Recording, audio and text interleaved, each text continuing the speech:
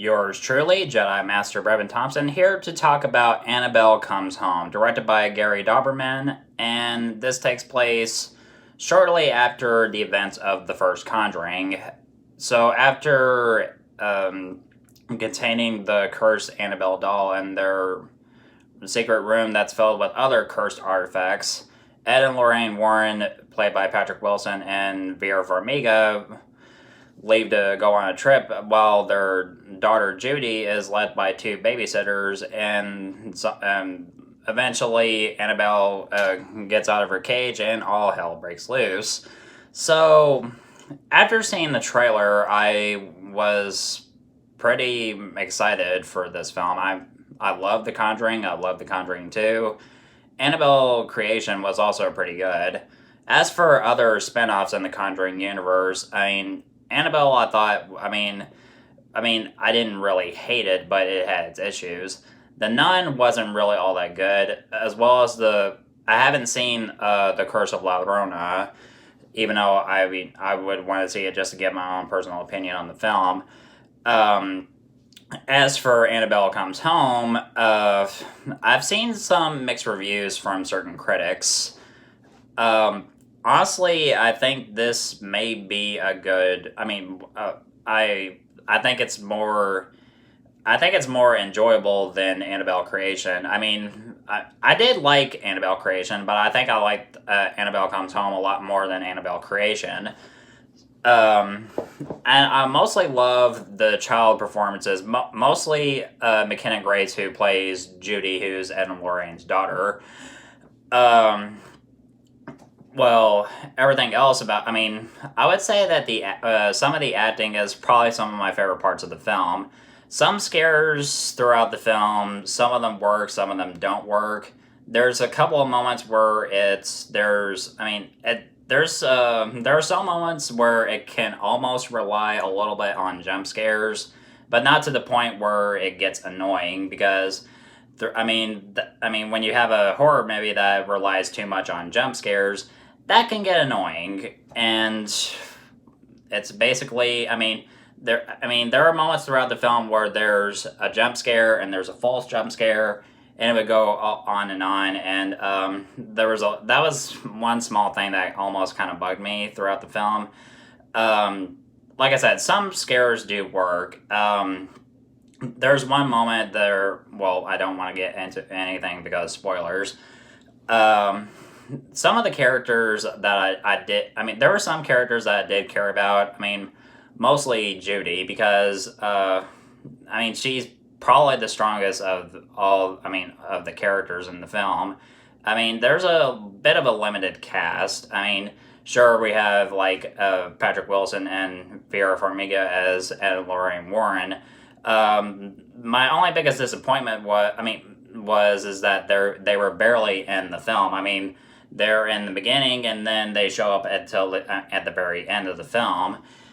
Everything else, though, it's just Judy and her two babysitters, and they give really good performances. There's a bit of a subplot with one of the babysitters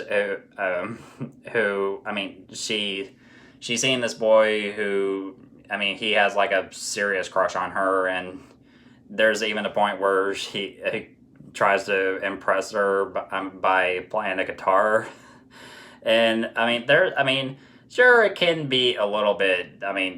Some people might not care about that, but yeah. So that was a little bit.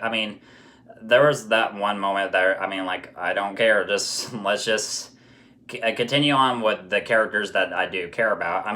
The boyfriend. I didn't really care that much for. As for flaws, like I said, some jump scares, some of them don't work. They don't really work, and there are some times where it can get a little bit annoying, but and some levels of CG don't really look that good. There's one scene in particular where one of the babysitter's boyfriend, he gets chased by a hellhound, and it's completely CGI, and I just think that it would have been a whole lot better if they just like have someone wear a suit or something or a costume, but I guess they couldn't afford to make a costume because of the film's budget. Because mostly when it comes to horror films, they have a little. I mean, they have a really limited budget. They go to. I mean, it's just. I can understand that being an issue for some horror films, but yeah. As for the direction, Gary Dauberman does a decent job as a director. I mean, this is his directorial debut. I mean, back then, I mean, he wrote screenplays for certain good horror movies, such as Annabelle Creation and It, and various other films throughout the Conjuring universe. And for the most part, as a director, I'd say he gives a decent performance. Overall, I don't really have that many complaints. I mean, sure, I mean, it's not a perfect film, and I mean, the acting is good. I like the cinematography, and overall, I mean, it's pretty good, and it's one I recommend if you're a fan of the Conjuring films. So I'm gonna give Annabelle Comes Home a B. So yeah, I recommend checking this out and possibly rent it when it comes out on Redbox or something, or at least download it, or if it comes with Netflix or whatever. Um, so yeah, I mean, if you're a fan of horror in general, I mean, I think this might be good for you. So, I mean, I wasn't bored. I mean, I always liked the Conjuring films ever since the first Conjuring. So yeah, I really don't have that many problems at all. So this was a really good time for me. So there's some other films this weekend that I really want to see. I want to try to see Toy Story 4, and later next week I'm gonna try to see Spider-Man: Far From Home.